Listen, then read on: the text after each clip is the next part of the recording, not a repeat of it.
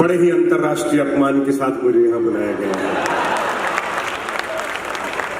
और कौन सी कसर बाकी रह गई थी जो और कुछ कहना था। ये बड़े भाई हैं, अब अपना अधिकार जो है इस्तेमाल करते रहते हैं। पंडित आदमी है, मुझसे कहने लगे, बोले एक बात बताओ। मैंने कहा पूछो भाई। बोले पंडित लोग समझदार होते कि सरदार होते हैं? अब पद्मश्री है, लोकल माल है या छत्तीसगढ़ का ये है और संयोजक आयोजक है इस कार्यक्रम के, तो मैंने कहा भी पंडित ही समझदार होते हैं, उनके चोटी होती है और आकाश मार्ग से जो ज्ञान गंगा आती है वो सीधी की सीधी बुद्धि में प्रविष्ट हो जाती है।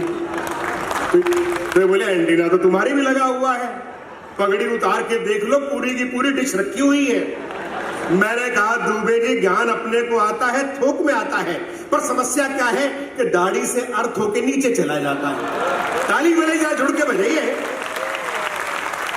मित्रों, ये हास्य की बात थी, लेकिन ईमानदारी की बात यह है कि जब किसी सरदार जी की बुद्धि अर्थ होकर खेतों में पहुंचती है तो वहां फसलें नहीं, सोना लहलहा उठता है। जब वो बुद्धि अर्थ होकर फैक्ट्री में पहुंचती है तो उत्पादन दुगना तिगना हो जाता है। और समस्त सदन का प्रेम और आशीर्वाद चाहूंगा, जब वो बुद्धि अर्थ होकर सीमाओं पर पहुंचती है तो देश की रक्षा के लिए बंदूकें उठ खड़ी होती हैं। मुझे बुला रहे थे तो पहले बोले डेंजर जोन में 12-12 की बात कर रहे थे। विद्वान आदमी होने चाहिए थे पंडित हो के, लेकिन विद्वान नहीं है। देखिए 12 का अंक बड़ा पवित्र है। मैं भगवान राम के मंच पे खड़ा हूं। भगवान राम का खुद जन्म कब हुआ? दिन के 12 बजे। कृष्ण जी का कब हुआ? रात के 12 बजे। राम हुए त्रेता में, कृष्ण हुए द्वापर में। ये कलयुग चल रहा है, किसी और देवता ने अवतार लेना था, सरदारों ने ले लिया। अब आप एक बात बताइए, जो आदमी नगर परिषद का वार्ड का चुनाव नहीं जीत सकता, 10 साल तक देश का प्रधानमंत्री रहा, ये कलयुग के अवतार नहीं तो बताओ और क्या है? बड़ा समृद्ध मंच है आज का। और अगर आप देखें, यहाँ हिंदू है, मुस्लिम है, सिख है, इस मंच पर बहुत सांप्रदायिक सौहार्द का ये सबूत है। ये मंच, घड़ी की 3 सुइयां देख लीजिए। सबसे तेज भागने वाली जो सुई है वो सेकंडों की है। और अगर जनसंख्या के हिसाब से देखें तो बहुसंख्यक हिंदू धर्म का प्रतिनिधित्व करती है। दूसरी है मिनटों वाली, मुस्लिम भाइयों के हिस्से में आई है। अरे तीसरी का पता नहीं लगता कि चल रही कि नहीं चल रही, घंटे वाली, सरदारों के हिस्से में वो आई। जहां तीनों सुइयां मिलती हैं वहां 12 बजते हैं। अगर देश में राष्ट्रीय एकता पैदा करनी है, सांप्रदायिक सद्भाव पैदा करना है, प्रेम और भाईचारा पैदा करना है, तो इन तीनों सुइयों को मिलाना होगा और देश के 12 बजाने होंगे। मोदी जी की बात कर रहे थे बार बार जी, केतली चाय ये वो। अच्छा, हिंदी दिवस आया 14 सितंबर को। मोदी जी ने कहा कि मैं चाय बेचते बेचते हिंदी सीख गया। आपने पढ़ा होगा, मैं चाय बेचते बेचते हिंदी सीख गया। भाई इसमें क्या खास बात है? आधा पंजाब दारू पी पी के अंग्रेजी सीख गया।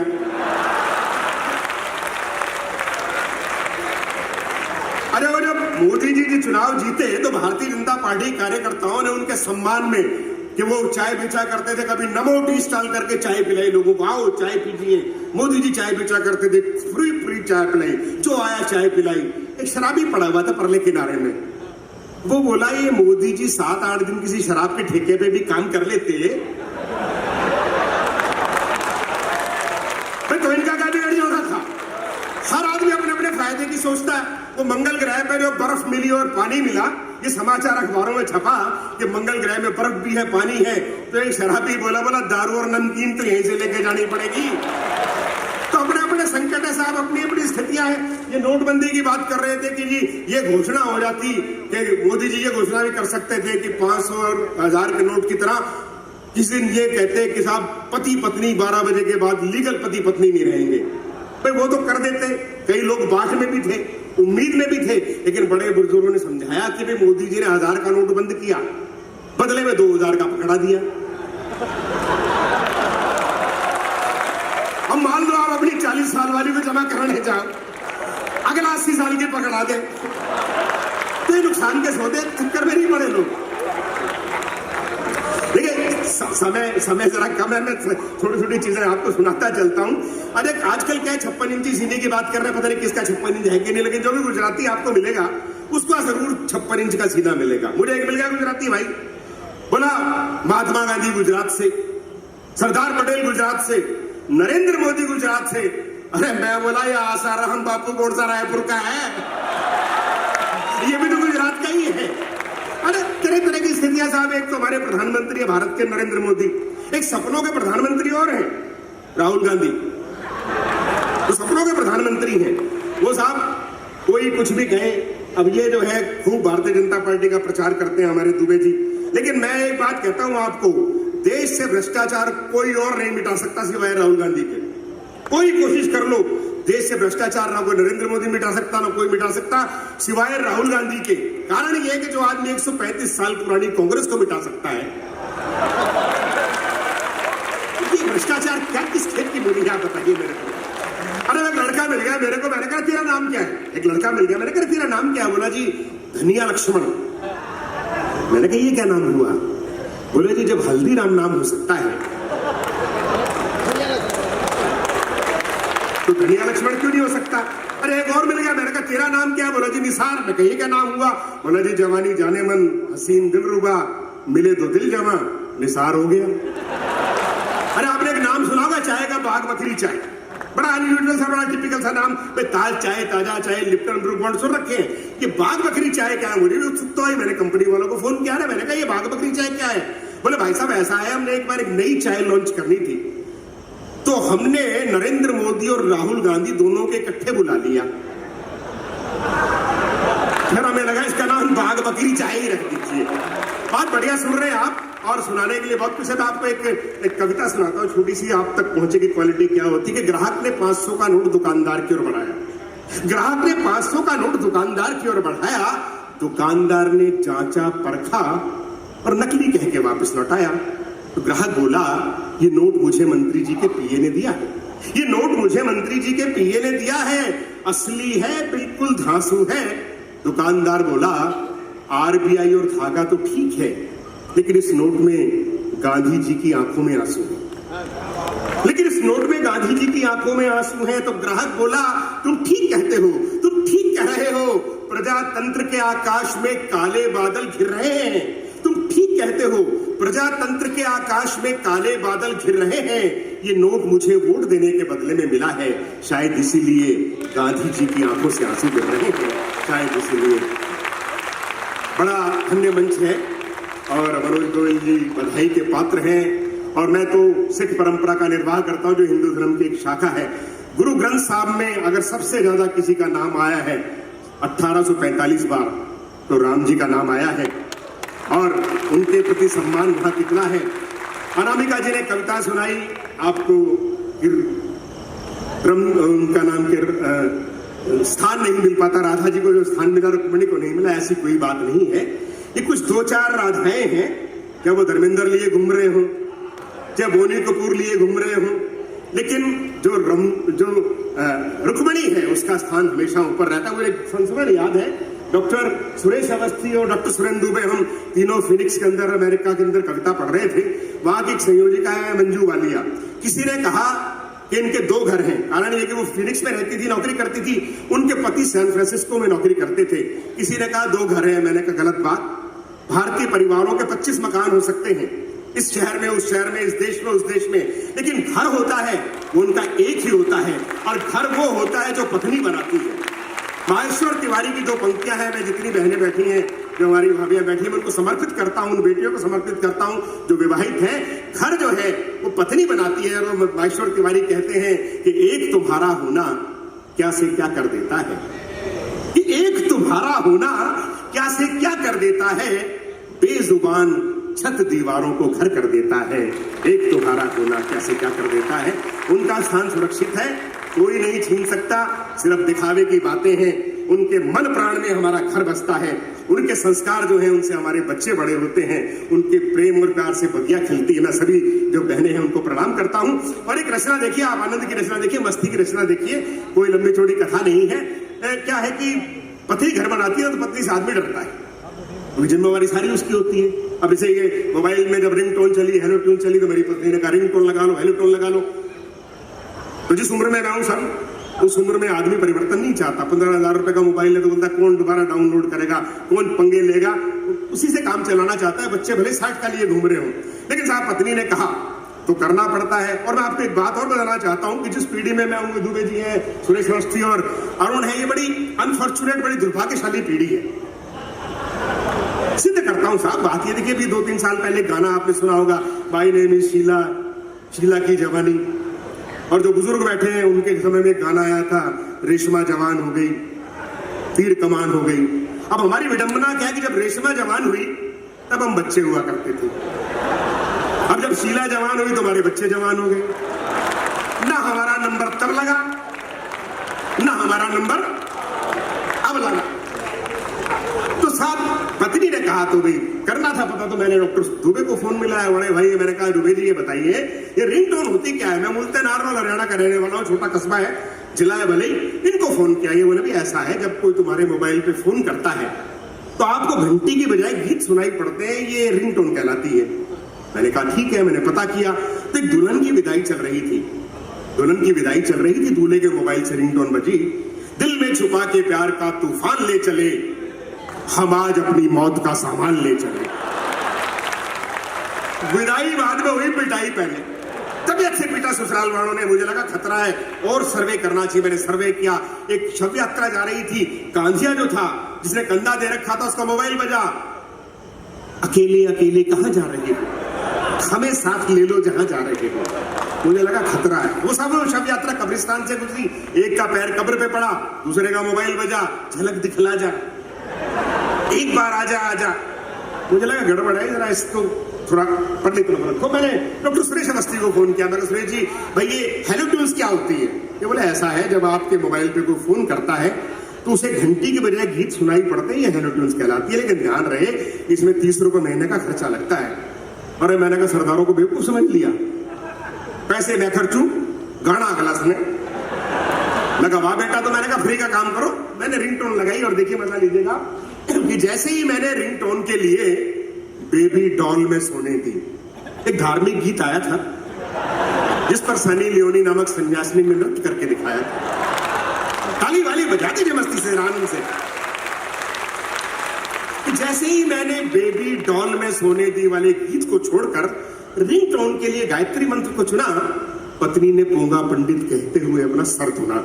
नाराज हो गई, उसे खुश करना था तो मैंने हेलो टून और लगा दी। उसका फायदा क्या हुआ कि जब भी मेरा मोबाइल बजता रिंगटोन में मुझे गायत्री मंत्र सुनाता, लेकिन फोन करने वाले को 4 बोतल वोदका का आनंद आता। पत्नी भी खुश हो गई, तो पत्नी को खुश करने के चक्कर में मैं गीत बदलने लगा। 8 घंटे बस यहीं से पैदा हो गए नए नए टंटे। मैंने गीत लगाया, मैं रंग शरबतों का, तू मीठे घाट का पानी, मैं रंग शरबतों का, तू मीठे घाट का पानी, मुझे खुद में घोल ले तो मेरे यार बात बन जानी। मैं रंग शरबतों का, तू मीठे घाट का पानी। पत्नी नाराज थी, उसने बहन जी गीत को कैसे बदला। वो बोली, मैं जूस हूँ लीची का, तू हैंड पंप का पानी। ताली वाली जरा जोड़ के मस्ती से। हाँ, मैं जूस हूँ लीची का, तुम हैंड पंप का पानी, जो मिला दिए दोनों फीकी लस्सी बन जानी। मैंने फिर गीत बदला कि मैंने तेरे लिए ही 7 रंग के सपने चुने, मैंने तेरे लिए ही 7 रंग के सपने चुने। पत्नी बोली, कल मुही कौन है वो बता दो हम भी सुने। मैंने फिर गीत बदला कि अगर तुम मिल जाओ जमाना छोड़ देंगे हम, अगर तुम मिल जाओ जमाना छोड़ देंगे हम। वो बोली, पता तुम लिखवा दो, दांत सब तोड़ देंगे हम, पता तुम लिखवा दो, दांत सब तोड़ देंगे हम। मैंने फिर गीत बदला, 100 बार जन्म लेंगे, 100 बार फना होंगे, ऐ जाने वफा फिर भी हम तुम न जुदा होंगे, 100 बार जन्म लेंगे। पत्नी बोली, ये गीत धर्म विरोधी है, इसे तुरंत हटाइए। ये गीत धर्म विरोधी है, इसे तुरंत हटाइए। 7 जन्म तक की तो ठीक है, बाकी 93 जन्म किन कलमुनियों के साथ गुजारने का प्रोग्राम बना रखा है, जरा डिटेल में बताइए। तो मैंने फिर गीत बदला कि हमें तुमसे प्यार कितना ये हम नहीं जानते, मगर जी नहीं सकते तुम्हारे बिना। पत्नी ने गीत के बदले में गीत लगाया, और आपको मजा आए तो आप भी तालियों के ताल दीजिएगा। पत्नी ने गीत के बदले में गीत लगाया, सजन रे झूठ मत बोलो, खुदा के पास जाना है, न हाथी है न घोड़ा है, वहां पैदल ही जाना है, सजन रे झूठ मत बोलो। तो थक हार कर मैंने नारी स्वर में गीत लगाया कि मन साथ समंदर डोल गया, जो तू आंखों से बोल गया, ले तेरी हो गई यार सजना वे सजना, ले तेरी हो गई यार सजना वे सजना। तो पत्नी बोली, ये चालबाजियां छोड़कर गायत्री मंत्र ही लगा लो, अब उसी को जपना। तो मित्रों, आजकल पत्नी प्रसन्न है। हमारे मित्र शिवांजल शर्मा बैठे, नोट कर ले कि आजकल पत्नी प्रसन्न है, नहीं करती कोई किस्सा, क्योंकि मैंने रिंगटोन में लगा रखा है गायत्री मंत्र, और हेलो टोन्स में लगा लिया हनुमान चालीसा, हेलो टोन्स में लगा लिया हनुमान। एक कविता की मैंने अनुमति डॉक्टर साहब से ली है, विशेष रूप से। आपने भाई हमारे चौबे जी ने बहुत बढ़िया हास्य की कविताएं पढ़ी, शंभू शेखर ने, और हमारे सदाबहार हैं अरुण जैमिनी, और अभी आप हास्य की रचनाएं सुनेंगे डॉक्टर सुरेश अवस्थी से और डॉक्टर दुबे से। हम हास्य व्यंग के जो कवि हैं उनको लोग बड़े हल्के में लेते हैं, सोचते हैं साहब इनके पास हल्का फुल्का कहने के अलावा कुछ नहीं है। जो लोग जाना चाह रहे हैं चले जाएं, क्योंकि ये कविता जो है ये विशिष्ट विशेष लोगों के लिए है, विशेष कविता है। नहीं, ईमानदारी की बात है कि हम गुरुद्वारे मंदिर में जब जाते हैं तो हाथ पैर धो के जाते हैं, और ये पूजा की कविता है। मैं आपको बताना चाहता हूं कि हम लोगों को बड़ी गंभीरता से नहीं लिया जाता है, इस वजह है कि हल्की हल्की कह के चले जाते हैं। लेकिन बशीर बद्र साहब ने एक बात कही है कि रेत भरी है इन आंखों में, रेत भरी है इन आंखों में, आंसू से तुम धो लेना, रेत भरी है इन आंखों में, आंसू से तुम धो लेना, और कोई सूखा पेड़ मिले तो उससे लिपट कर रो लेना, कि कोई सूखा पेड़ मिले तो उससे लिपट कर रो लेना। और मैंने दरिया से सीखी है पानी की पर्दादारी, कि मैंने दरिया से सीखी है पानी की पर्दादारी, ऊपर ऊपर हंसते रहना, गहराई में रो लेना, ऊपर ऊपर हंसते रहना। मैं कविता आपको विशेष सुनाना चाहता हूं। पिछले दिनों अमिताभ बच्चन जी ने एक बात कही थी कि जब घर की महिलाएं घर से बाहर होती हैं तो चिंता बनी रहती है। ईमानदारी की बात है कि आपकी बहन, बेटी, पत्नी अगर वो हवाई जहाज से सफर कर रही है, चाहे वो कार से सफर कर रही है या पैदल सफर कर रही है, हमारे भारत की स्थितियां हम ऐसी महसूस करते हैं कि जब तक वो घर नहीं लौटती हैं तब तक फोन पे फोन बजते हैं, और जब वो घर लौटती हैं तब जो है वो एक चैन की सांस आती है। मैंने एक पिता की जो चिंता है अपनी बेटी के प्रति हमारे भारतीय वातावरण में, मैंने उसको प्रस्तुत करने का प्रयास किया है। मेरे जीवन की सर्वश्रेष्ठ रचना है। मैं मानता हूं कि सामान्य कविताएं आप अपने हाथ से लिखते हैं, लेकिन जो अलौकिक चीजें होती हैं वो माँ सरस्वती आपको आदेश देती है, आपके हाथ लिखते मात्र हैं लेकिन रचना ऊपर से आती है। मुझे भी ऐसी एक रचना मिली है, शायद ऐसी रचनाओं के लिए किसी ने कहा है कि शायर के शेर शेर में उसका जलाल है, शायर के शेर शेर में उसका जलाल है, शायर जो सोचता है ये उसका ख्याल है, और शायर की क्या मजाल कि वो शेर कह सके, झोली फकीर की है सब उसका माल है, झोली फकीर की है। तो माँ सरस्वती ने जो मेरी झोली में सबसे बेहतर डाला है मैं आपको देना चाहता हूं। मैं बताऊं कि मेरी बेटी जो है वो क्लिनिकल साइकोलॉजी में पीएचडी कर रही है बेंगलोर से। उसे 28,000 रुपए महीने का जेआरएफ स्कॉलरशिप मिलता है, और मैंने उसको लेकर केंद्रित करके कविता लिखी है जो सब बेटियों के लिए है। आप देखिएगा, मैं आपको प्रस्तुत करता हूं कि है जलती आग सीने में, है जलती आग सीने में, नहीं डरता सिकंदर से, है जलती आग सीने में, नहीं डरता सिकंदर से, मगर हूं बाप बेटी का डरा रहता हूं अंदर से, मगर हूं बाप बेटी का डरा रहता हूं अंदर से। अरुण भाई, मैंने अपनी बेटी का चित्र बनाया है, और आपको लगेगा कि मैंने आपकी बेटी का चित्र बनाया है, क्योंकि बेटियां हमेशा होती इतनी अच्छी हैं।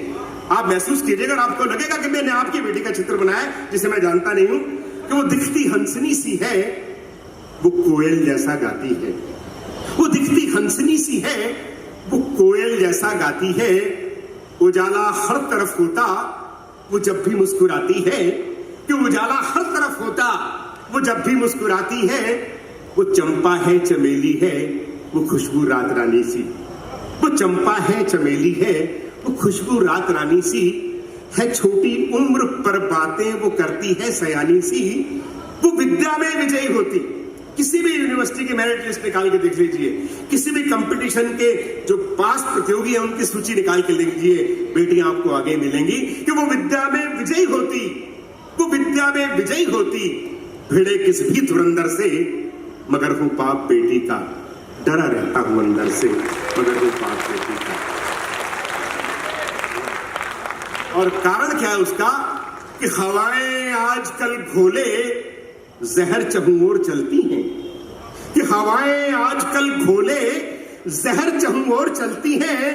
नशेमन खाक करने को बहुत बिजली मचलती है, और नहीं बादल में वो अमृत, प्रतीकों के माध्यम से बात कही है कि नहीं बादल में वो अमृत बस अब एसिड बरसता है, कि नहीं बादल में वो अमृत बस अब एसिड बरसता है। गली में भौंकते कुत्ते सड़क पर सांप डसता है। और एक शब्द आएगा कलंदर, जिसका अर्थ होता है साधु संत सन्यासी, कि गली में भौंकते कुत्ते सड़क पर सांप डसता है। और शहर और गांव के रावण, कि शहर और गांव के रावण है दिखते सब कलंदर से मगर हूं पाप बेटी का, डरा रहता हूं अंदर से मगर हूं पाप बेटी का। और अंतिम मन देखे कविता का कि समझते खुद को सागर सा जो नाले हैं ये बरसाती। कौन कौन लोग जिम्मेवार हैं कि समझते खुद को सागर सा जो नाले हैं ये बरसाती। इन्हीं में गंदगी करते दरोगा और नेताजी, पुलिस और राजनीति का जो गठबंधन है वो देश के आम आदमी को न्याय नहीं लेने देता। इसीलिए कहा है कि समझते खुद को सागर सा जो नाले हैं ये बरसाती।